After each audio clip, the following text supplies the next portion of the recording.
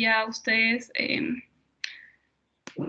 también sería su última semana, ¿no? Donde harían lo que es toda la parte de simulación de procedimientos de cirugía mínimamente invasiva, que es sonda nasogástrica, colocación de sonda Foley, y bueno, no sé si todavía seguirá habiendo el tema de que tienen que grabar un video poniendo lo que es un globo con mayonesa debajo del pellejo del pollo para simular lo que es una drenaje de absceso. Entonces, no sé si seguirá eso, pero de igual forma más o menos la siguiente semana les voy a explicar eso. Entonces, chiquis, empezamos con la clase de hoy. Como les digo,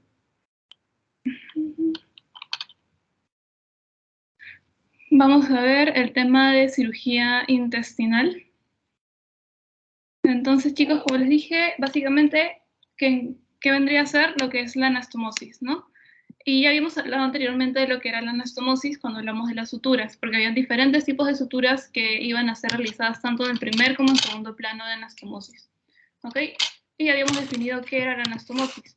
Entonces, no se olviden que la anastomosis básicamente es la conexión entre dos estructuras tubulares, es decir, que sean huecas, que se juntan. Por ejemplo, algo característico, el caso de los intestinos, pero en un momento vamos a ver diferentes otros tipos de cirugías que de igual forma se realizan anastomosis para juntar conductos tubulares para poder así unirse, ¿no? Y se continúe lo que es el peristaltismo intestinal normal.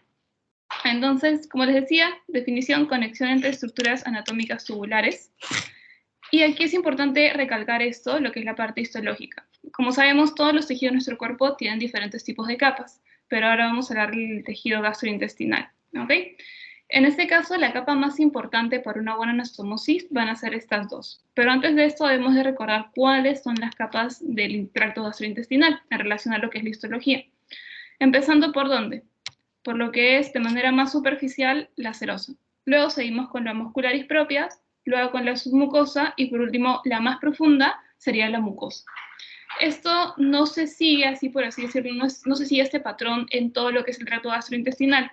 ¿Por qué? Porque el esófago se va a caracterizar, ¿por qué? Porque no va a presentar lo que es la serosa. ¿Ok? No presenta serosa, pero sí las demás capas. Entonces, por si A o B les preguntan en el pasito, es importante que lo sepan. Y de aquí, de estas dos capas, ¿cuáles van a ser las más importantes para la anastomosis? Esta de acá, la submucosa y la mucosa. ¿Ok? La submucosa en general y la parte de la mucosa más importante, ¿cuál va a ser? La muscularis mucosae. ¿Ok? Esto de acá ha sido pregunta de pasito, entonces ojito acá, son las dos capas más importantes para realizar una correcta anastomosis. ¿Ok? Ahora, van a haber factores de éxito y de, por así decirlo, fracaso de lo que son las anastomosis. Obviamente, éxito, que el paciente se encuentre en un buen estado nutricional, que tenga sus defensas altas, entre otros, ¿no? Todo lo que se realiza en los prequirúrgicos, el paciente debe estar, por así decirlo, dentro de los valores óptimos y también dentro de lo que vendría a ser toda su capacidad, ya sea pulmonar, cardíaca, dentro de los valores óptimos de igual forma, ¿no? Y otro de los factores serían los factores de fracaso. Obviamente, si el paciente es un diabético que no está controlado, que tiene su glucemia por arriba de 200, por arriba de 300, de igual forma va a ser un factor de fracaso, ¿no? Y normalmente en estos casos, a lo menos que sea de emergencia, no se tienden a operar.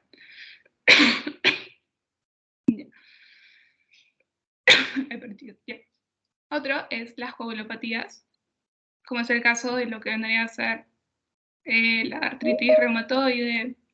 Un ratito. Ya está. Las coagulopatías en general, cualquier problema de coagulación que tenga el paciente, por ejemplo, una enfermedad de von Willebrand, entre otras, ¿no? que tenga deficiencia de lo que es vitamina K, viceversa. Otra es el estadio 4 de cáncer, porque obviamente si estamos hablando de estadio 4 estaríamos hablando de una metástasis, ¿no? Donde el cáncer se diseminó a todo el cuerpo del paciente. Entonces, de igual forma, sería un factor de fracaso para lo que es una cirugía, en general cualquier cirugía, no solo la anastomosis. Otra vendría a ser lo que son las colagenopatías. Aquí ya incluiría lo que mencioné hace un ratito, que es la artritis reumatoide, lo que es el lupus, lo que es la esclerodermia, entre otras. De igual forma, lo que vendría a ser los que son las enfermedades reumáticas, como vendría a ser el lupus, ¿no? El lupus eritematoso sistémico. Luego también que el paciente tenga insuficiencia renal.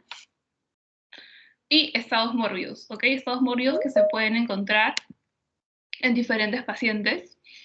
que se caracteriza ¿por qué? Porque va a haber falta de vascularización. Vascularización. ¿Y a quiénes tenemos aquí? A los de acá, a estos estados mórbidos.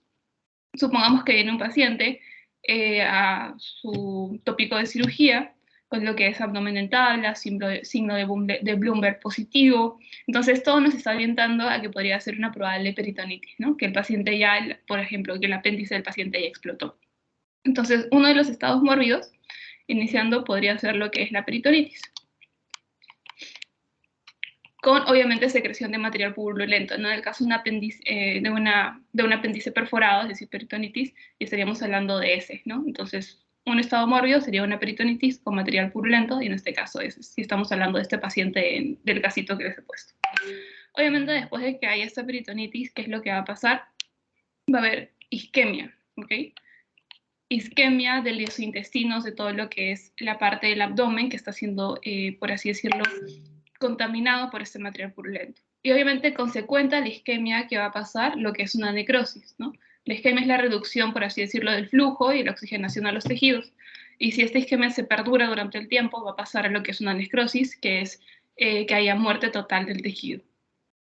Y de ahí también estaríamos hablando de lo que es la perforación, ¿no? Que se divide de la peritonitis. Entonces, esos van a ser los estados mórbidos que pueden encontrarse en los pacientes. Algunas complicaciones de lo que es la anastomosis intestinal. Primero que nada, para evitar lo que son las complicaciones en la anastomosis, una pregunta de Pasito fue esta, es siempre mantener lo que es el meso vascularizado, ¿ok? Vascular. Esta es una forma de evitar lo que son las complicaciones posteriores, obviamente, a lo que es un procedimiento de anastomosis. Pero si es que no tomamos en cuenta esto, no tenemos el meso vascularizado, lo que puede originar son estos tipos de complicaciones, sobre todo lo que es la fístula y la fibrosis, porque estas sí son propias de esto. ¿Ok? ¿Y qué van a hacer las fístulas? Básicamente el hecho de que haya una mala cicatrización y salga lo que es el contenido abdominal hacia la parte externa. Y aquí se cicatrice todo esto y quede así. ¿Ok? Es una conexión que no debería existir, básicamente eso. Luego tenemos la famosa ISO, que es la infección de sitio operatorio, que básicamente es por mala antisepsia de la zona. Y luego el hecho de la fibrosis, que es secundaria a lo que es una ventración, ¿ok? Que se salgan los órganos. Que se salgan los órganos y de ahí obviamente tenemos que volver a meterlos y puede quedar esa cicatriz que puede también formar lo que es una fibrosis. ¿Okay? Fístula es la conexión que no debe haber, básicamente eso. Normalmente, obviamente, los órganos no están conectados hacia lo que es la pared abdominal, entonces eso es una fístula, una conexión que no es fisiológica, es una conexión que no debería existir. ¿Okay? Ahora, para hablar de la anastomosis intestinal hay que conocer cuántos tipos hay. Van a haber 3 tipos. Esto fue pregunta de Pasito en mi ciclo. ¿Okay? Preguntaban cuántos tipos de anastomosis hay y ponían 1, 2, 3, 4. No se olviden, solo hay 3. ¿Okay? Iniciando por cuál, por la que es la término terminal, que sería la de aquí. Término terminal. Entonces, una estructura tubular, la parte terminal de esta se une a la otra parte terminal de otra estructura tubular, como vemos acá. El intestino grueso se está uniendo a la parte terminal del intestino delgado. O sea, ¿a qué me refiero con parte terminal? A que se está uniendo, por así decirlo, esta zona. No el borde de acá, no el otro borde de acá, sino la parte terminal de esta. ¿Ok? Esta de acá es la más fisiológica. ¿Y a qué me refiero con esto? Normalmente nuestro intestino, todo nuestro tracto gastrointestinal, cuando pasan fluidos, cuando pasan comida, cuando pasan todo lo que tenga que pasar por ahí, por así decirlo, sigue un flujo, sigue una dirección. Y la forma en la que realizamos esta anastomosis término-terminal, como estamos uniendo dos estructuras que normalmente no estarían unidas, si hacemos esta anastomosis término-terminal, lo que vamos a originar es que el flujo, que normalmente va de esta forma, en un paciente que no tiene anastomosis, continúe siendo de esta forma, ¿ok? Posteriormente a la anastomosis, en esa misma dirección, posteriormente a la anastomosis. A eso me refiero con más fisiológico, porque sigue teniendo la misma dirección por donde va a ir pasando los diferentes sustancias que el cuerpo va segregando y también consumiendo, ¿no? Como líquidos, alimentos y todo eso. Entonces, esta sería la término terminal, que es la más fisiológica y ha sido pregunta de examen. Luego tenemos la laterolateral, a diferencia de la terminoterminal, en este caso, como vemos, se unen por los bordes. ¿Ok? Se unen por los bordes, como ven acá. Borde del intestino grueso con borde del intestino delgado. Y esta de acá es la más segura, sobre todo la que se relaciona con lo que es la isoperistáltica, que de igual forma isoperistáltica tiene que ver con el mismo sentido que por el que pasaba lo que son los alimentos anteriormente, después de la anastomosis, ¿ok? Isoperistáltica es lo mismo que tiene que ver con el peristaltismo intestinal, y es lo mismo que, en la misma dirección que tenía antes de la anastomosis, a eso me refiero, ¿ok? Y por último, tenemos aquí a la termino lateral, que se une una parte del borde con una parte, obviamente, distal, ¿no? de la otra estructura tubular. En este caso estaría uniendo el borde del intestino grueso con la parte terminal del intestino delgado. Solo hay tres, no se olviden: termino terminal, la más fisiológica; lateral, la más segura; y por último, la termino lateral. ¿Okay? Ahora, van a ver, como les digo, tipos. En este caso vamos a hablar de la termino terminal, no se olviden que es la más fisiológica. Y en este caso, obviamente, al momento de unir esa estructura tubular, vamos a tener una pared anterior y una pared posterior, ¿no? La pared posterior estaría más cerca a lo que es la columna, por así decirlo, y la pared anterior a lo que es la pared abdominal propiamente dicha. ¿Ok? Entonces vamos a empezar a hablar de lo que es la pared posterior. Como habíamos visto, hay diferentes tipos de suturas que van a servirme para que yo pueda hacer la anastomosis de una manera correcta. ¿Ok? Para la pared posterior, idealmente se tiene que utilizar lo que es un punto total. Ya habíamos hablado de esto, ¿no? Subtotal o total. Cuando hablamos de total, es que estamos al momento de que yo pase la aguja, voy a tener que coger todas las capas de lo que es el tracto gastrointestinal, que eran las de acá, ¿no? Que tenían que ver con la serosa, la muscularis propia, la submucosa y la mucosa. Tanto se pueden utilizar lo que son suturas discontinuas o continuas. ¿Ok? En este caso, si hablamos de suturas continuas, las de aquí. Lo que es el sorjet, sobre todo el sorjet. El sorjet simple, o también se puede utilizar el sorjet cruzado. ¿Ok? Y también lo tenemos el punto de Lembert, que es básicamente más seroso posterior. ¿Ok? Se pueden utilizar estas dos suturas, tanto discontinuas como continuas. Y en la pared anterior, aquí de igual forma se utiliza lo que es un punto total, preferiblemente continuo, ¿ok? Es decir, que la sutura seguía pasando, y no tenemos que estar haciendo los cortes ni nada. Y aquí tenemos al famoso Connell y al famoso Lembert, ¿ok? El Connell de igual forma es invaginante, eso quiere decir que va a meter los bordes, y al igual que el Lembert, que imagina los bordes, ¿ok? Me va a permitir también, por así decirlo, juntar lo que son la parte de la mucosa de ambas estructuras tubulares. Entonces, esas son las suturas que se van a utilizar para lo que es la anastomosis, en general, no solo para el término terminal, pero principalmente para esas, ¿ok? En relación a lo que es la parte posterior y la parte anterior. Ahora vamos a ver acá ciertos tipos de cirugías que tienen que ver con lo que es la anastomosis, ¿ok? Tenemos aquí lo que es la Billroth, tanto la tipo 1 como la tipo 2. Aquí lo que quiero que se acuerden es que la tipo 1 se relaciona con procesos benignos y la tipo 2 con procesos malignos. Benignos, ¿a qué me refiero? Como es el caso de las úlceras, ¿ok? Úlceras. Billroth, básicamente acuérdense de esto: estómago y procesos benignos y procesos malignos, ¿ok? Billroth tipo 1 tiene que ver con úlceras estomacales, ¿ok? Úlceras duodenales, úlceras estomacales, estenosis, también de igual forma, pero todo lo que tenga que ver con patologías benignas.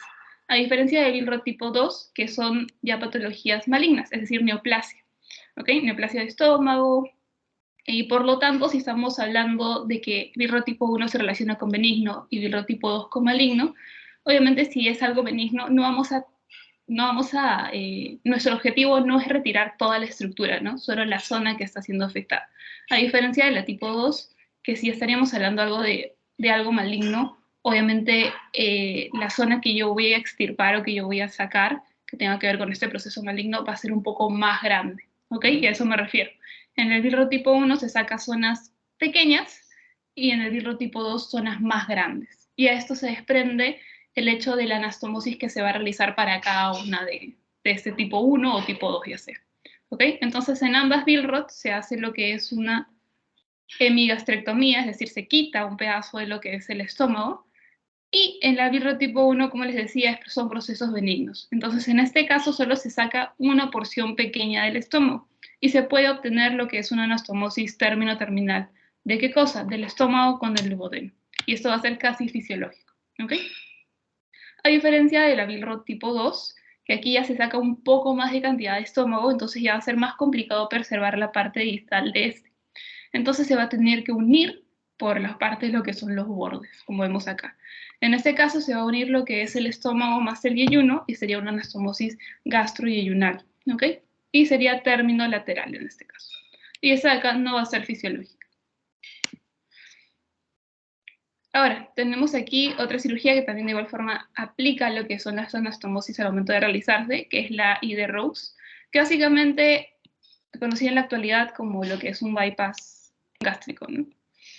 Básicamente es una cirugía que se realiza para poder bajar de peso en los pacientes, solamente que cumplen los criterios, ¿no? No se realiza a cualquier paciente.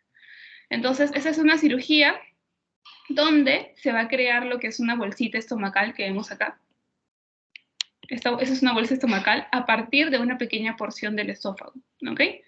El esófago antes era así y ahora, por medio de una porción de este, se crea una bolsita estomacal y esto se une directamente con lo que es el intestino delgado y sirve, o bueno, cumple la función de lo que vendría a ser el estómago. Entonces es algo chiquito, el paciente se llena rápido, no come mucho, de igual forma sigue habiendo lo que es la secreción de lo que es el jugo biliar y todo, y el jugo pancreático. ¿Por qué? Sigue habiendo esta secreción de estos jugos, porque de igual forma el estómago va a seguir segregándolos, de igual forma va a seguir recibiendo lo que es el jugo pancreático. Y esto va a ir, o sea, lo va a botar a lo que es de igual forma el intestino. Y por eso se tiene que realizar dos anastomosis, no solo una. Anastomosis del esófago con lo que es el duodeno y anastomosis de lo que vendría a ser el yeyuno con la otra parte del yeyuno, ¿no? Entonces aquí está. Y ROX básicamente es una anastomosis esófago-yeyunal, perdón, el esófago con yeyuno, no era duodeno, era esófago con yeyuno, y tendría que ser una anastomosis término-terminal. Eso era lo que permitía que la comida de esta bolsita pasara directamente al intestino. Y luego la yeyuno-yeyunal, que esta es la que me permite que los jugos pancreáticos, jugos biliares, jugos gástricos, sigan pasando de igual forma a lo que es el yeyuno y obviamente continúe todo lo que es el proceso de digestión, ¿no? Entonces, esta es yeyuno-yeyunal y es término lateral. Ahora, otro tipo de cirugía que de igual forma implica lo que es la anastomosis es esta de acá, la técnica Whipple, que seguro la habrán escuchado en Grey's Anatomy. Entonces, esta se caracteriza ¿por qué? Porque van a haber 3 anastomosis acá, ¿ok? 3 principalmente. ¿Y para qué se realiza esta técnica de Whipple? Se conoce también como pancreático duodenectomía, ¿ok? Y tiene que ver lo que es la parte pancreático, ¿por qué? Porque se realiza principalmente cuando hay neoplasia maligna de lo que es la cabeza del páncreas, ¿ok? Entonces se va a sacar esta parte de la cabeza del páncreas y también se saca, a ver, voy a ponerlo acá, se saca la cabeza del páncreas, ¿ok? Cabeza del páncreas. Además, se saca lo que es la primera parte del intestino delgado, es decir, el duodeno. ¿Okay? Duodeno. También se saca lo que es la vesícula biliar.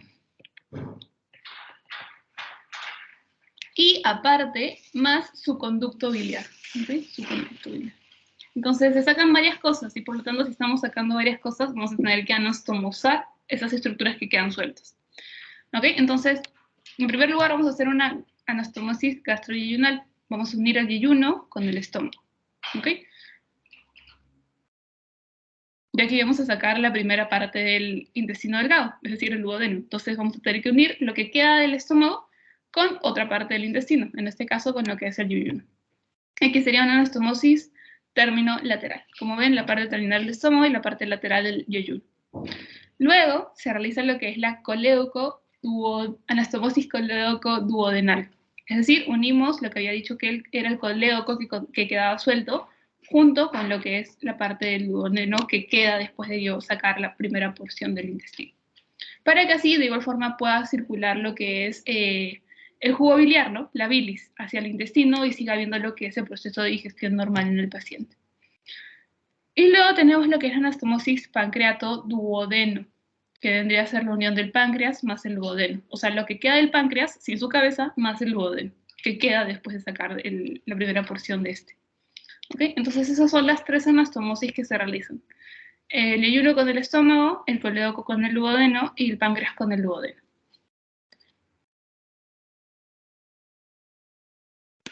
Ahora, aquí. Esto de acá también fue pregunta de pasito, entonces ojito acá, por eso lo pongo. Es importante, obviamente, lo que es el proceso de cicatrización para cualquier tipo de cirugía, ¿no? Por eso también habíamos hablado de lo que eran los factores de fracaso de una cirugía, y uno de ellos era la falta de coagulación de un paciente que tenga problemas con la coagulación, perdón. Y de igual forma con lo que es como el lupus, ¿no? De igual forma también afectan la coagulación del paciente y los diferentes tipos de enfermedades crónicas que también podrían tener.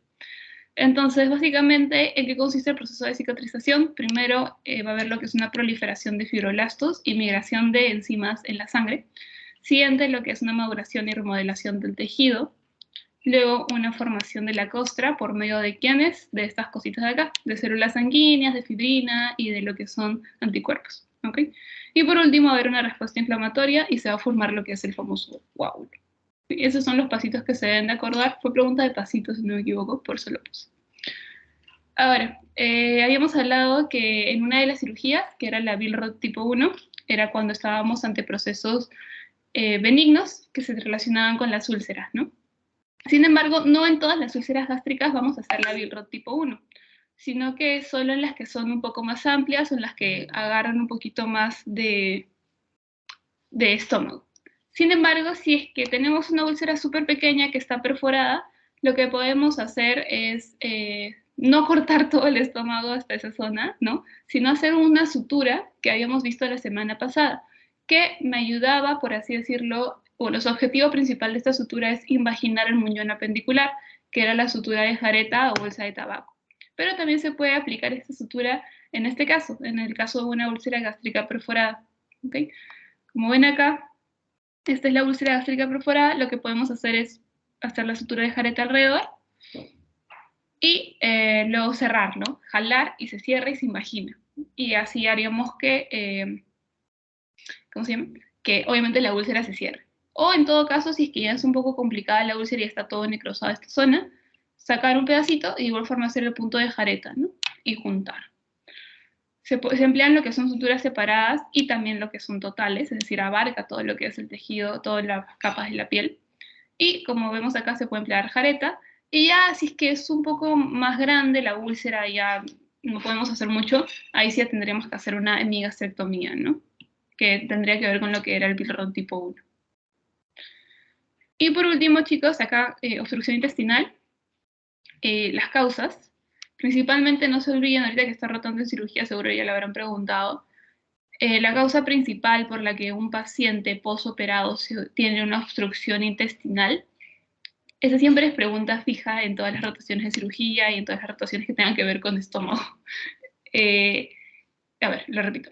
La principal causa de obstrucción intestinal en un paciente posoperado, siempre,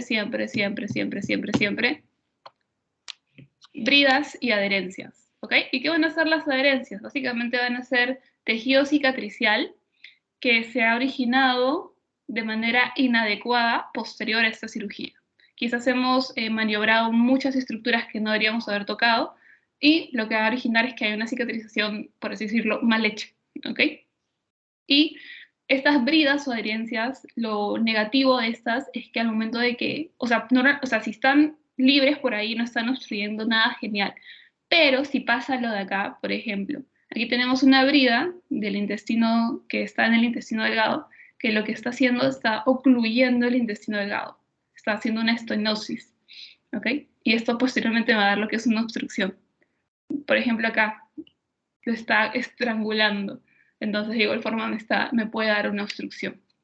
Y aquí esta es una brida interna en el intestino delgado, que de igual forma está obstruyendo el lumen intestinal y de igual forma por acá no va a poder pasar más estructuras, ¿no? Hacia esta zona de acá. Por ejemplo, la popó no va a poder pasar si estaríamos hablando del intestino grueso. ¿Ok? Entonces, básicamente no se olviden. La primera causa de obstrucción intestinal en un paciente posoperado siempre es bridas y adherencias. ¿Ok? ¿ok? Siempre, siempre, siempre, siempre. Luego ya podríamos tener aquí a las hernias, obviamente por igual forma, mientras va creciendo la hernia, puede ir comprimiendo ciertas estructuras, tumores de igual forma, porque va creciendo, excluye el globo intestinal.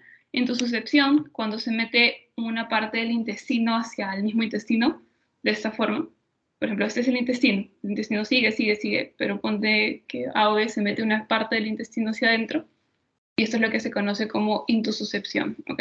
El intestino está dentro del propio intestino, y eso también puede originar una obstrucción intestinal. Luego, vólvulo, enfermedad inflamatoria intestinal, la EII. Estenosis, es decir, que haya disminución de la luz intestinal, pero que no esté totalmente obstruida, sino disminución de la luz. Fibrosis quística, enema de colon, que tiene que ver con los tumores, tanto benignos como malignos. Megacolon, diverticulitis y colitis actínica o radix. ¿Okay? Pero no se olviden que bridas y adherencias es la primera causa de obstrucción intestinal en un paciente postoperado. ¿Okay? Esa es pregunta fija de cualquier rotación y también puede ser de examen. Ahora, en relación a lo que es la cirugía intestinal, también tenemos aquí otros procedimientos, no solo lo que es la anastomosis, sino lo que es, por ejemplo, la enterotomía, que básicamente es una cirugía, una incisión que se realiza en la pared del intestino para así poder eliminar cuerpos extraños. En este caso, por ejemplo, normalmente se emplea en niños, de niños pequeños, porque obviamente ellos se llevan toda la mano, todo lo que cogen en el piso a la boca y luego se lo pasan. Por ejemplo, canicas, monedas. Obviamente si es que están obstruyendo lo que es el intestino, tienen que ser retiradas, ¿no? Previa radiografía de abdomen, ver si es que hay un cuerpo extraño, y de ahí se le lleva al paciente a cirugía, si es que obviamente el objeto que se ha tragado es mayor, de mayor tamaño que lo que es su intestino, ¿ok? Luego también, no solo pasa en niños, sino también, por ejemplo, en pacientes que tienen cálculos biliares, puede pasar que estos cálculos viajen, pasen por el conducto colédoco, por todo esto, por el conducto cístico, y lleguen a lo que es el intestino delgado. ¿Ok? Y cuando llegan acá a esta zona, de igual forma pueden originar una obstrucción. Y que el hecho de que lleguen estos cálculos a esta zona y generen una obstrucción se conoce como hilio biliar. ¿Ok? Y bueno, básicamente esta cirugía se realiza con la finalidad de evitar una obstrucción generada por este cuerpo, ¿no? Ya sea el cuerpo extraño o en el caso de los adultos principalmente por los cálculos. Luego tenemos las ostomías, que básicamente son procedimientos que se realizan cuando el intestino no soporta una anastomosis. Esto quiere decir, en otras palabras más sencillas, este procedimiento se realiza cuando el intestino, supongamos que haya habido una necrosis intestinal, el paciente llegó con una perforación intestinal, este intestino ha sido dañado, ha habido una isquemia, puede que haya habido necrosis, puede que haya habido reducción de la circulación, de la oxigenación de ese tejido. Entonces, si yo uno este tejido junto con otro tejido de manera inmediata, lo que va a pasar es que no va a haber una buena cicatrización y puede haber una falla en esta anastomosis, como habíamos visto anteriormente, ¿no? Que una complicación era básicamente porque no teníamos el meso bien vascularizado. Entonces yo tengo que esperar, por así decirlo, a que ese tejido sane, se recupere. ¿Y cómo yo hago eso? Haciendo lo que es una ostomía. Saco este pedazo de intestino hacia la pared abdominal y lo dejo reposar, entre comillas, por así decirlo, por un tiempo. Pueden ser 3 meses, 6 meses, vamos viendo cómo el tejido va evolucionando, obviamente con los cuidados necesarios, porque obviamente estamos hablando de un pedazo de intestino que está saliendo hacia la pared abdominal, hacia el exterior. Entonces, de ahí, de una vez que ya se evalúa que ese tejido está siendo viable, se puede volver a pensar en hacer una anastomosis, una reconexión de ese tejido, que en un momento estuvo debilitado, que luego sanó, y ahora vamos a volver a unir. ¿Okay? Esas son las ostomías. Pueden ser temporales como pueden ser permanentes. Temporales, sobre todo en pacientes jóvenes, pacientes que llegan por una perforación abdominal, por una necrosis del intestino. Y en pacientes mayores normalmente son permanentes, ¿ok? Se quedan por siempre con esa ostomía, porque va a ser un poquito más complicado volver a operarlos, o a veces porque ya su esperanza de vida no es tan grande. De igual forma, en los pacientes con cáncer que tienen ostomías son de manera permanente, ¿ok? Pueden ser una ileostomía si estaríamos hablando de lo que es el intestino delgado, del ilion, y una colonostomía si estamos hablando del colon. ¿Ok? Y normalmente, obviamente, si estamos hablando de lo que es el intestino pasan por ahí bastantes, por así decirlo, jugos, alimentos, si es el colon, heces, entonces tiene que ir con su bolsita, ¿no? Con su bolsita de ostomía, que es lo que se conoce, con su bolsita de ostomía. ¿Y cuáles son las complicaciones de esta ostomía? Básicamente, todas relacionadas a lo que es la irrigación. En este caso, por ejemplo, aquí está el ostoma. Sin embargo, como vemos, esta piel no es un tejido, o sea, no es un tejido viable, está muerto, está negro, es un tejido necrótico. Entonces, una de las complicaciones es la necrosis. Puede ser tanto por falla en la vascularización, porque se presionó mucho estas suturas, el tejido antes de cerrar no estaba viable, había isquemia y luego posteriormente hubo necrosis, entonces, demasiadas causas. ¿Okay? Luego que la ostomía se prolapse, salga, lo que se conoce como prolapso. ¿Okay? Para esto de igual forma se tiene que tener bien fijada lo que es la zona, también ir cuidando la ostomía, ¿no? Porque eso básicamente, esas complicaciones, sobre todo estas dos, son secundarias a un mal cuidado del ostoma. Y por último, lo que es la infección, ¿no? Se tiene que tener la antisepsia necesaria, la asepsia, todo esto de aquí, para evitar que hayan infecciones. Entonces, chicas, chicos, esto sería todo por la clase de hoy. Ahorita vamos a pasar a lo que es la parte práctica, pero de igual forma, antes de que acabe esto, antes de pasar a la parte práctica, les voy a pasar el post-test, porque, esto sí ya sería un adicional, ¿no? Es un adicional para explicarles más o menos, si es que no han suturado anteriormente, cómo es que qué tienen que tener en cuenta al momento de suturar, de realizar lo que es la sutura, la antisepsia de la zona, la asepsia, sus manos y todo eso. ¿Ok? Entonces ya les pasé el post-test y ahora sí ya pasaríamos a ver lo que es la parte práctica. Ay, no sé. Vamos a detener esto. Ya está. Salió mi papá ahí. Mis fotos. Ya, entonces, chicos, ahora sí, vamos a ver la parte práctica. Ay, mucha luz. Bien, aquí tenemos a nuestro paciente. ¿Qué vamos a necesitar para hacer lo que es nuestra sutura? Supongamos que nuestro paciente se llama Pepito. Pepito llega porque refiere de que lo asaltaron y al momento del asalto le hicieron una solución de continuidad en el brazo. Supongamos. Una solución de continuidad de manera punzante. ¿Ok? Supongamos que solo vamos a utilizar estos dos de acá. Porque solo vamos a hacer lo que es punto simple, punto hemostático, y el punto que habíamos hablado que era colchonero vertical, que era lejos, lejos, cerca, cerca. Colchonero horizontal, si no me equivoco. Ay, un ratito, chicos.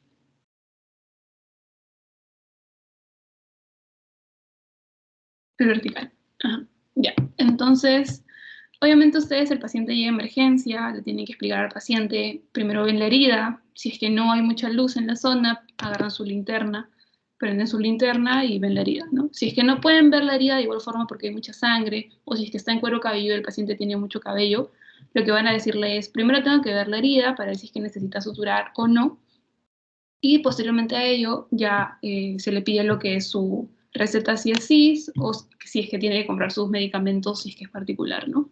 En el caso de que ya el paciente no se le vea la herida, lo que vamos a tener que hacer primero es, por ejemplo, en cuero cabelludo, es cortar el cabello, ¿ok? Obviamente con lo que son los instrumentos, ya con el instrumental quirúrgico, previa antisepsia de la zona, previa asepsia de nuestras manos, y con el instrumental quirúrgico esterilizado. ¿Ok? Se empieza a cortar la zona de lo que es el cabellito, le hacen un corte de cabello gratis al paciente, y ven si es que amerita sutura o no, ¿ok? Limpian, pueden utilizar gasas, pueden utilizar lo que es cloruro, iopoviona de igual forma, y van viendo. Si es que es una herida muy grande, muy grande, obviamente va a necesitar sutura. Si es una herida chiquita o que es superficial nomás, que es como, por así decirlo, un raspón, no va a necesitar sutura, ¿no? Ustedes van, por así decirlo, valorando si es que necesita o no sutura. Bien, en el caso de, por ejemplo, en este caso del paciente que vemos acá, es un paciente que tiene una herida, supongamos, en el brazo. ¿Ok? Entonces ustedes le explican, va a necesitar que, si es que está en el MINSA, normalmente se le dice que facture su orden de de sutura y también que compre los materiales, ¿no? Que vaya a la farmacia del MINSA a que le den los materiales. Ustedes tienen que colocar lo que es esta receta de aquí. Normalmente siempre se utiliza esta receta, que es, a ver, la tengo acá creo.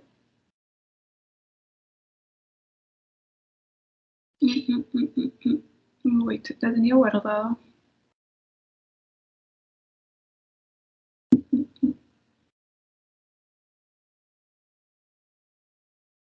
Ya, normalmente les piden a los pacientes lo que son gasas estériles, unas 4 o 3 gasas. Nylon, ya habíamos hablado que dependiendo de la zona que vamos a suturar, vamos a utilizar tanto el 3-0, 5-0, 4-0, dependiendo qué zona vamos a utilizar. Si estamos hablando de extremidad, utilizamos 3-0. Se le pide lo que es un nylon 3-0, TC, es decir, con aguja o con punta cortante, porque estaríamos hablando de una zona que es gruesa, la extremidad del paciente. Entonces se tiene que utilizar una punta que es cortante para que pueda pasar con facilidad. Luego, de igual forma, guantes estériles de su talla, idealmente, para que, por así decirlo, la aguja no se les pierda con los guantes. Luego, jeringas. ¿Para qué la jeringa? Para poder aplicar lo que es la lidocaína, ¿ok?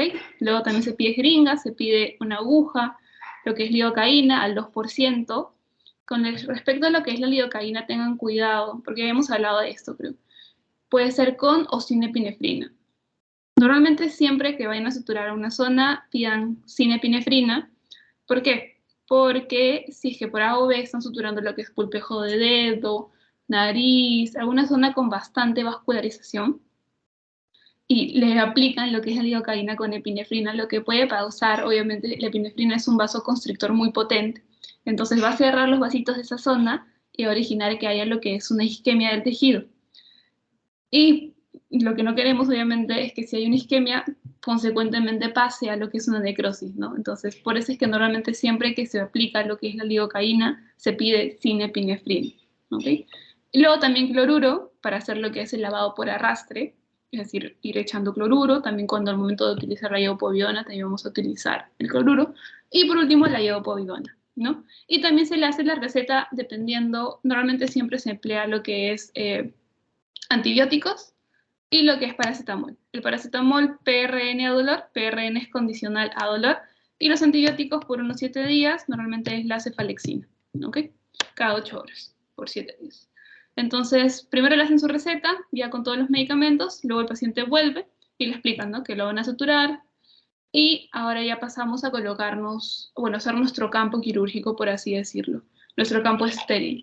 Para esto que vamos a necesitar, como dije, los guantes, nuestro equipo de disección, que va a estar conformado normalmente por estos 3 principalmente. En su bolsita va a venir más, pero lo que sí o sí tienen que utilizar, o lo que van a utilizar, van a ser estas 3 cositas. Lo que es su pinza, ya sea con o sin dientes, van a venir ambas, su tijera de mayo y su portaagujas, ¿ok? Su portaagujas. Crucial, determinante, vital, esas 3 cositas. Entonces se van a colocar sus guantes. Sí, creo que ya llevaron la parte práctica de colocación de guantes, entonces igual forma lo vamos a repetir. Este es un guante estéril, ¿ok? Esa es mi talla. Tenemos que ver obviamente que no esté vencido, que el empaque esté entero, que no esté roto, que no haya habido contaminación del paquete. Y una vez que ya nos fijamos de todo esto, vamos a pasar a abrirlo, ¿no? Entonces, obviamente esta parte de acá afuera del paquete no está estéril, sino recién lo de adentro. O sea, esto de acá recién es lo que es estéril. Esta zona de acá. Por ejemplo, ahorita que yo lo he tocado ya no vendría a ser estéril, pero sigue siendo estéril lo que está acá. ¿Okay? Entonces, normalmente deberíamos pedir también un campo estéril, pero no en todos los hospitales lo tienen. Entonces, lo que vamos a utilizar como campo estéril va a ser esta zona de lo que son los guantes. Entonces, acá ustedes van a poner su instrumental quirúrgico, porque su instrumental va a venir en una bolsa estéril. ¿Ok? Va a venir en una bolsa estéril, lo van a poner acá. Supongamos que es estéril, ¿ok? También van a poner lo que es su aguja de hilo. Lo abren, de igual forma que los guantes, y no lo tocan, simplemente lo botan. ¿Ok? Y también pondrían acá su jeringa, su aguja, y bueno, la lidocaína no tengo, pero no se pone la lidocaína acá, ¿ok? Porque la lidocaína no es estéril. Entonces ustedes van a tener que pedir ayuda o previamente llenar su aguja con lidocaína. Entonces se ponen los guantes, ustedes ya saben cómo colocarse. Seguramente no debería tocar esto, ¿no? Agarran los guantes, se colocan los guantes. Y ya está. Por ejemplo, aquí se me fue un dedo, entonces no se preocupen si es que les pasa por hoy. Acá el otro guante, ¿cómo se coloca? Solo se hace acá dos ojitos. Y ahí recién metemos la otra mano, ¿no? No hacemos la pinza con la otra mano, para nada. Y ahí ya una vez que están estériles los dos guantes, ya se lo acomodan, ¿no? Por ejemplo, si es que no se pusieron bien un dedo, como fue mi caso, no se preocupen. Se acomodan los guantes y ahí están. Se acomodan el otro. Entonces, una vez que ya tenemos los guantes, tenemos aquí todo estéril, vamos a pasar a hacer lo que es la antisepsia de la zona del paciente. ¿Ok? ¿Con qué se hace la antisepsia? Con lo que es gasitas, yodopoviona, sobre todo espuma y cloruro. ¿Ok? Primero, si es que es una zona muy contaminada, lo que vamos a hacer primero es hacer lavado por arrastre. Es decir, echar cloruro, cloruro, cloruro, cloruro, cloruro, con gasita nos vamos a ir ayudando. Tenemos que ver que el tejido sea viable, es decir, que sea un tejido vital, que tenga vascularización, que esté rojito, no que esté necrótico, no que esté medio oscuro, porque ese tejido, obviamente, si yo lo vuelvo a juntar, no me va a ayudar en nada, o sea, no va a cicatrizar porque ese tejido ya está casi muerto. Entonces, al momento de yo juntar lo que son la herida, los bordes de la herida, tengo que darme cuenta de que no haya coágulos adentro, como les digo, que no haya tejido necrótico, que no haya tejido desvitalizado, que todo sea todo tejido vivo, ¿ok? Tejido rojito, vivo, entero. Entonces hacemos lavado por arrastre, vamos sobando, vamos viendo eso, y de ahí una vez que ya nos dimos cuenta que todo está ok, echamos un poquito de yodopovidona, lo que es nuestra gasita, y echamos un poquito de cloruro y sobamos en nuestra mano. La yodopovidona en espuma lo que va a hacer con el cloruro es formar espuma. ¿Ok? Entonces empezamos a hacer lo que es nuestra antisepsia de la zona.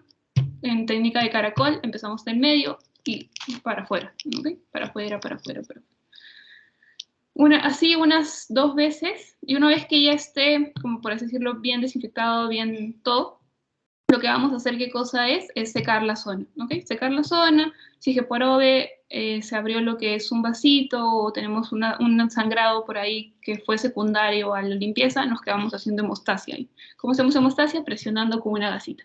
Nos quedamos ahí hasta que el sangrado pare, ¿ok? Entonces, una vez que ya el sangrado paró, no hay coágulos adentro, no hay nada, lo que vamos a hacer es administrar lo que es la lidocaína, ¿ok? La lidocaína, como les digo, tiene que estar con su jeringa precargada, si es que están solos, y si es que están con alguien, pueden utilizar la jeringa que está acá y pedirle a alguien que les presente la lidocaína.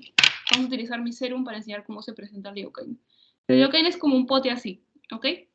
Al momento de que usted le dicen, preséntame la lidocaína, por si es que va a ver algún doctor les dice, eso, se presenta de esta forma. De esta forma se presenta la lidocaína. Se deja así y el doctor va a venir con su aguja y va a introducir la aguja acá y va a empezar a aspirar la lidocaína. Tienen que agarrarlo fuerte, porque al momento de que entren es un poco duro. ¿Ok? Se presenta de esta forma. Así. Entonces ya, supongamos que esta es nuestra jeringa precargada con lidocaína. Entonces ya, tenemos todo esto y ahorita vamos a proceder a poner lo que es la lidocaína. Para poner la lidocaína hay diferentes técnicas, ¿ok? Hay la técnica de rombo, la técnica lineal, la técnica de abanico, y esto va a variar dependiendo de la herida que nos presente, que es por la que estemos, la herida que tengamos que suturar, ¿ok? Por ejemplo, si es una herida lineal, normalmente siempre va a ser la técnica lineal. Eso quiere decir que yo voy a meter toda mi aguja por uno de los bordes de la herida lineal, o sea, por uno de los bordes, no encima de la herida, sino por uno de los bordes. Meto por uno de los bordes y mientras mientras meto toda la aguja, no coloco la anestesia, ¿ok? No coloco la lidocaína, sino que recién meto toda la aguja y ahí voy a aspirar un poco la aguja. O sea, voy a aspirar el contenido de la zona donde estoy. ¿Por qué? Porque puede que yo esté en un vasito. Entonces, si yo coloco la lidocaína ahí, lo que va a pasar es que el vasito se me puede reventar y va a originar una hemorragia y no queremos eso. Un sangrado y no queremos eso. Entonces, aspiro un poquito, si veo que no sale rojo, es porque no estoy en vasito. Entonces, una vez que yo ya aspiré y ya tengo toda la aguja metida y no sale nada, todo ok, todo correcto, ya empiezo a administrar la lidocaína mientras voy sacando lo que es mi aguja de la herida, del borde de la herida. ¿Ok? De igual forma del otro lado. Meto primero la aguja, aspiro un poquito y mientras voy sacando la aguja voy administrando mi lidocaína. Si es que estamos ante una herida lineal. Pero, por ejemplo, si tenemos un absceso o un lipoma que queremos drenar, normalmente el lipoma o la absceso se va a ver ahí, ¿no? Un circular, o algo circular. En este caso, no, o sea, no sería lo recomendable hacer una técnica lineal de anestesia o de colocación de lidocaína, porque va a ser un poco más complicado. Sino la técnica que se realiza es la de rombo, ¿ok? O sea, de esta forma para acá, luego de esta forma, luego de esta forma y luego de esta forma. Siempre primero colocando la aguja, aspirando un poquito y luego mientras voy sacando la aguja voy administrando mi lidocaína. Y por último tenemos la técnica de abanico, que de igual forma es paso por el borde primero, luego por dentro de la herida y luego por el otro borde. Siempre lo mismo, ¿ok? Siempre coloco la aguja primero, aspiro y finalizando, bueno, retirando la aguja, voy sacando lo que es, voy administrando la lidocaína, perdón. ¿Ok? Esos son los tres tipos de, por así decirlo, colocación de anestésico local, lidocaína. Actúa al toque, un minuto, menos de un minuto, 2 minutos exagerando. La pregunta que le tienen que hacer al paciente es si le duele, porque el paciente obviamente va a seguir sintiendo que algo se mueve ahí o que están tocándolo, pero la pregunta es si le duele, ¿ok? Si el paciente le dice que no les duele, ya ustedes proceden a empezar con lo que es la sutura. ¿Ok? Entonces, así viene su aguja, TC. En este caso es nylon, monofilamento, ustedes ya saben que el nylon es un monofilamento. Sin embargo, esta punta no es cortante, es una punta redonda, ¿ok? Esta normalmente no se utiliza en piel. Bien. Entonces, así les va a venir la aguja, así va a salir de su empaque no estéril, y este sería su empaque estéril, ¿no? Entonces la aguja viene acá. ¿Y cómo yo voy a agarrar mi agujita? ¿La puedo sacar de esta forma? O con la mano, con cualquiera, ¿ok? De igual forma, siempre tengan cuidado que este hilo de acá no se contamine con nada de lo que es alrededor del paciente, ¿ok? Pueden tenerlo en su campo estéril, pueden agarrarlo con su mano, pero que no toquen lo que no han limpiado, ¿ok? Lo que no ha sido pasado por yodo bidón. Entonces, ¿cómo voy a agarrar yo mi aguja al momento de suturar? ¿Cómo agarro mi portaaguja? ¿Cómo agarro mi aguja? Siempre de esta forma, ¿ok? En la parte del medio de la aguja. No acá, no muy distal. ¿Por qué? Porque lo que va a pasar es que si yo la agarro muy distal, la aguja se me va a mover. Miren, la aguja se me mueve. O sea, se me va a mover simplemente con el hecho de tocarla. Miren, se mueve. Y obviamente no voy a tener la necesaria firmeza al momento de que yo penetre piel, porque la piel es gruesa y o sea, si es gruesa y sobre todo si es que ha habido una cicatriz previa, es más gruesa aún. Entonces, siempre se agarra de esta zona de acá, de la parte del medio de la aguja, y el portaagujas no se agarra tampoco así, no se agarra del piquito, no se agarra de la punta, ¿ok? Sino del medio un poquito distal. Entonces, ahí está bien agarrado. Entonces acá ya la aguja no se me va a mover, miren, ya no se mueve, ya no se mueve, ya no se mueve, ya está fija. Entonces, ya está. Ahora, ¿cómo agarro mi portaagujas? De esta forma. El cuarto y el primer dedo en los anillos, y el segundo dedo en lo que es la articulación, o si no en los mangos. Y el tercer dedo encima del cuarto dedo. ¿Okay? Esto va a permitir tener una sujeción adecuada del portaagujas, porque si yo lo agarro así, lo que va a pasar es esto, ¿ok? Se me puede mover, se me puede ir moviendo. En cambio, si yo lo agarro así, no se me va a mover para nada. Entonces voy a poder hacer correctamente lo que es mi sutura. ¿Ok? Entonces, aquí está nuestro paciente, vamos a hacerle un punto simple. ¿Y cómo va a ser el movimiento? Ya hemos hablado de ese. Era, coloco yo en 90 grados mi aguja, ahí está, 90 grados mi aguja, y hago un movimiento de rotación interna de mi muñeca. ¿Ok? No, todavía no voy a pasar.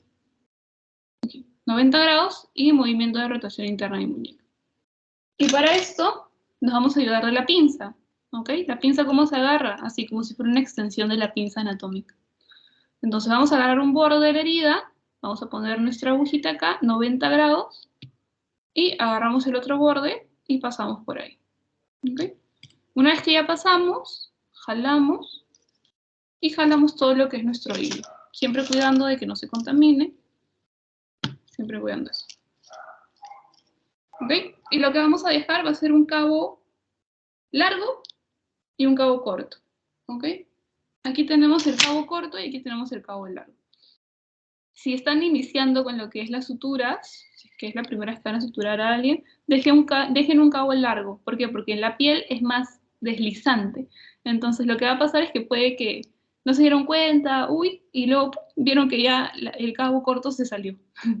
Entonces dejen un cabo más o menos mediano, un poquito más largo. Si es una herida cortita, no, obviamente le va a sobrar lo que es el hilo, ¿no? Entonces aquí está mi cabo corto y mi cabo largo. La aguja la pueden tener acá y se enrollan lo que es el hilo alrededor de su guante, por ejemplo así. Siempre cuidando de que la aguja no se vayan a pinchar con ella, ¿no? Entonces, ahora, ¿cómo hago lo que es la sutura? Ese es un punto simple, ¿ok? Algo que me ayudó a mí para poder reconocer y saber cómo es que se realizan todas las suturas, es poner el portagujas encima de lo que es la herida, encima de la herida, una vez que yo ya haya pasado los dos. Encima de la herida, y aquí viene lo importante. Cuando ustedes hagan sus suturas, siempre tienen que empezar con la misma dirección con la que van a terminar. ¿Ok? Eso quiere decir que si empiezan hacia adelante, van a terminar hacia adelante. Porque normalmente se utiliza, ¿qué cosa? 3 nudos, ¿no? El de aproximación, el de fijación y el de protección. Mínimamente son 3 nudos. Si no, ya le pueden poner un poquito más, pero siempre cuidando de que no se exagere, porque obviamente puede haber lo que es una reacción tisular y no queremos eso, ¿no? Mínimamente 3 nudos. Entonces, si empiezan con dirección hacia adelante, van a terminar con esa dirección. Si empiezan con dirección hacia atrás, van a terminar con esa dirección. Y siempre que hagan todos sus puntos, empiecen de la misma forma para que sepan con qué dirección han empezado. ¿Ok? Por ejemplo, a mí me funciona empezar con la dirección hacia adelante y así hago todas mis suturas, absolutamente todas. Porque si empiezan una vez con hacia adelante, luego con hacia atrás y viceversa, se van a ir olvidando con qué dirección han empezado y al final no van a tener un correcto nudo cuadrado, un correcto nudo de cirujano, ¿no? Que era ese que se conocía como nudo o contranudo, porque aquí estaríamos haciendo eso, ¿no? Si estamos empezando hacia adelante, estaríamos haciendo un nudo, luego tenemos que hacer hacia atrás, que sería un contranudo, y por último, un nudo hacia adelante, que sería el contranudo al contranudo, ¿ok? Entonces, siempre tengan cuidado con eso, ¿no? Entonces, pongo mi portagujas ahí, como les digo, la dirección que me funciona a mí es hacia adelante. Doy 2 vueltas siempre hacia adelante, agarro mi cabo corto, lo fijo, y afronto, ¿ok? Afronto lo necesario, no afronto mucho, no afronto despacio, afronto lo necesario, para que los bordes de la herida se junten, ¿ok? Ahí están. Ahora, si empecé hacia adelante, el segundo nudo va a ser hacia atrás, ¿ok? Hacia atrás. Pero en este caso solo va a ser una vuelta al portagujas. Y por último, tengo que hacer mi contranudo al contranudo. Entonces, ¿cuál sería la última dirección? Hacia adelante. Solo un nudo, ¿ok? Listo. Ustedes al momento de que agarran el cabo pequeño, tiene que sonar así su portagujas, ¿ok? No solo lo presionen y queda ahí, no, sino tiene que sonar así. ¿Ok? Vayan practicando esto, porque al inicio a mí también me costaba el hecho de estar cerrando y abriendo, porque hay portagujas que son duros, entonces vayan practicando esta nota. El hecho de abrir, cerrar, abrir, cerrar. ¿Ok? Entonces aquí ya tenemos nuestro punto simple, miren. Nuestro punto simple, si están con alguien que los pueda ayudar, le van a presentar a esa persona, obviamente con sus guantes estériles, la otra persona con la aguja, perdón, con la tijera, le van a presentar su nudo. ¿Ok? ¿Cómo se presenta un nudo? Básicamente así. Van a levantar el nudo para que la otra persona pueda venir y cortar el cabo largo y también un poquito del cabo corto si es que está muy largo, ¿no? No se deja tampoco tan largo el cabo cortito. Entonces, ¿cómo presentan? De esta forma. ¿Y cómo cortan? Al momento de cortar lo que son los nudos, porque puede que el doctor les diga, ayúdame a cortar el nudo, van a meter la tijera de esta forma, pero antes de cortar la van a inclinar. Van a hacer una inclinación horizontal de la tijera. ¿Sí? Meten solo la puntita de la tijera, no toda la tijera, solo la puntita. Y al momento de cortar, hacen esta inclinación hacia un lado, hacia horizontal, y cortan. ¿Ok? Esa es la forma de presentar. Si lo van a hacer solos, como yo lo hice, agarré mi portagujas de esta forma y corté de esta forma. ¿Ok? Ese es un punto simple. Mira, ese es un punto simple. Ahora, el punto hemostático. Básicamente es 2 puntos simples seguidos. O el punto en X, mira. La X puede acabar abajo o arriba. Cuando acaba abajo me parece un poco más difícil, la verdad, que cuando acaba arriba. Es más sencillo. Entonces, de igual forma, agarramos nuestra pinza, nuestro portagujas, como les dije, abrimos nuestra herida, nuestro borde de herida, y entramos por un lado, abrimos el otro borde, y hay pluma. Lo pueden hacer de un golpe todo, o pueden ir pasando un borde por un borde por uno. En este caso, de igual forma van a jalar, pero aquí no van a cerrar porque estamos haciendo un punto hemostático, en punto en X. No se olviden que en punto en X principalmente se utiliza en donde, en zonas donde hay probabilidad de sangrado, ¿no? Como vendría a ser donde, en la cabeza, en el cuero cabelludo. Entonces no terminamos acá, sino que pasamos por arriba de este puntito que hemos hecho.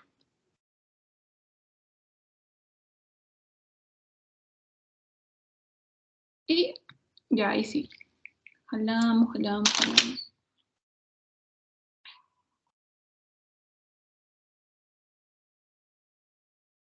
Ya está. Siempre cuidando que el cabo esté solo, ¿ok? No que se meta por debajo este que hemos hecho. Entonces ahí tenemos una X, o sea, bueno, no tenemos una X todavía, sino tenemos una de las astas de la X. Entonces tenemos nuestro cabo corto, una de las astas, y básicamente cómo se realiza el otro, simplemente juntando lo que es estos dos. ¿Okay? De igual forma, nos ponemos la aguja ahí y nos damos vuelta ahí para que no nos estorbe lo que es el hilo. Y hacemos lo mismo. Ponemos encima el portagujas de la herida, 2 vueltas hacia adelante si es que siempre empiezan así, o 2 vueltas atrás si es que les funciona de esa forma. Y afrontamos, ¿no? Afrontamos hasta que la herida cierre. No necesariamente hasta que cierre más de lo debido, ni que tampoco quede suelta, sino lo necesario. Luego hacia atrás y por último hacia adelante. ¿Ok? Entonces ahí tenemos nuestro punto en X para presentar lo que es la sutura de esta forma, ¿no? Agarro distalmente lo que es mi portaaguja, meto mi aguja, meto mi tijera aire, solo la puntita, giro y corto. ¿Ok? Ese es el punto en X. Le fue un poco más por acá.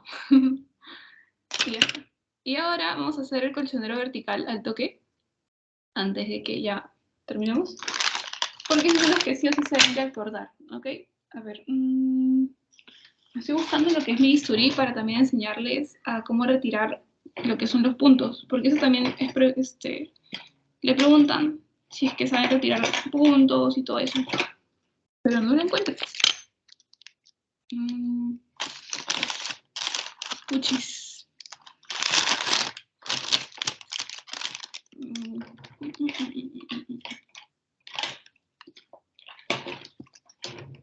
Ya, supongamos, ya, por ejemplo, antes de retirar, bueno, antes de hacer el otro punto vamos a tener que retirar uno. Entonces, ¿cómo se retira bisturí? Básicamente para el retiro de bisturí, previa antisepsia de la zona, de igual forma. O sea, no tanto con yodo povidona ni con cloruro, sino un poco más relajado, por así decirlo. Sino con alcohol etílico, con alcohol al 70%, pueden pasar alrededor.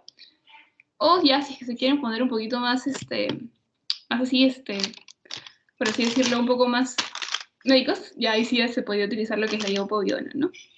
Y si es que no, pues solo alcoholcito, sus guantes y su bisturí, ¿ok? Normalmente ustedes saben que para el retiro de puntos hay una tijera especial, que es la tijera de Litauer, que tiene un ganchito en una de las hojas que va a permitir meter por ahí lo que es el punto y cortar. Pero en Minsa no hay eso. Entonces, ¿cómo se retira puntos en el estilo Minsa con lo que es bisturí? Siempre que por A o B les digan para retirar puntos y tienen la oportunidad de elegir el número de bisturí, siempre elijan el número 15. ¿Por qué? Porque el bisturí número 15 se caracteriza porque su hoja va a ser así. Miren, solo la puntita tiene hoja. Entonces eso me va a permitir que yo pueda maniobrar mejor el bisturí. Solo esta zona de acá tiene lo que es hoja. Y además la hoja es súper chiquita, entonces me va a permitir entrar por debajo del punto. Entonces siempre que tengan la oportunidad de elegir bisturí y sea Minsa, número 15, ¿ok? Por esta característica de tiene. Entonces, ¿cómo voy a cortar yo mi punto? Siempre con la mano dominante voy a agarrar mi hoja de bisturí y con la mano no dominante voy a traccionar lo que es el nudo hacia un costado. A ver, no se ve muy bien. Ahí, ahora sí. Tracciono hacia un costado, ¿ok? ¿Y en dónde voy a cortar yo? Voy a cortar al borde de la herida, no sobre la cicatriz, no sobre la herida, sino al costado de la herida. Es importante que, de igual forma, dejen un poco largo estos cabos para que ustedes, posteriormente, la persona que los va a retirar, si son ustedes mismos, puedan agarrarlo con sus manos, ¿ok? Porque normalmente para retiro de puntos no utilizan lo que es el instrumental quirúrgico. porque sería pedirlo y a veces no te lo quieren dar porque tienen que volver a esterilizarlo. Entonces, siempre un poquito largo para que puedan jalar con su mano lo que son los cabos que quedan, ¿no? Entonces, hoja hacia arriba, con la mano dominante, tracciono hacia un costado, no jalo hacia arriba, sino tracciono hacia un costado, y por el borde de la herida, por el borde donde está el punto, voy así, voy probando, voy tanteando, voy tirando hacia arriba la hoja, siempre con cuidado de no pincharme, y poquito a poquito va a ir saliendo. No se apresuren si no sale la primera, de igual forma vayan tanteando, sacando, y así sucesivamente hasta que salga, ¿ok? Y ahí esto ya lo boto. Ya lo forma el de acá. El de acá no se retira como normalmente sería para un costado del nudo, sino se retira en esta zona de acá, en el otro borde. ¿Ok? Entonces ahí ya se jala y sale el punto en X. Entonces esa es la forma de cómo retirar lo que son los puntos. Ustedes ya saben que de igual forma si es una herida muy larga, los puntos no se retiran consecutivamente, sino que se retiran salteando uno para ver si es que está bien cicatrizada la herida y si es que por A o B hay dehiscencia, es decir, se abre la herida, podemos, por así decirlo, poner strips en esa zona entre puntos que hemos sacado el punto, ¿no? Por eso es que se tiende a sacar un punto sí, un punto no, un punto sí, un punto no. Por si es que se abre la herida de casualidad, podemos volver a poner lo que es una sutura si es que está muy abierta, o si es que es algo superficial, un strip, ¿no? Que es una bandita. Entonces, ese es el retiro de puntos en Minsa. En el salud también, ¿no? Porque nunca he visto que tienen la tijera de Litaur, la verdad. Entonces, ¿cómo es el punto lejos, lejos, cerca, cerca? Que sería el colchonero vertical. De igual forma, ahí está. Tengo mi pinza acá. Cuido mi hilo. Entro lejos, lejos, hasta profundo, porque tiene que agarrar todas las capas, el lejos, lejos. Y salgo de igual forma profundo. ¿Ok? Lejos, lejos. Ahí está. Dejo mi cabo y ahora, un poquito más largo, ya ahí. Y ahora, ¿cómo hago el cerca, cerca? Voy a invertir el sentido de mi aguja, ¿ok? Si entré de esta forma, voy a entrar de la otra forma. ¿Y cómo agarro? Así.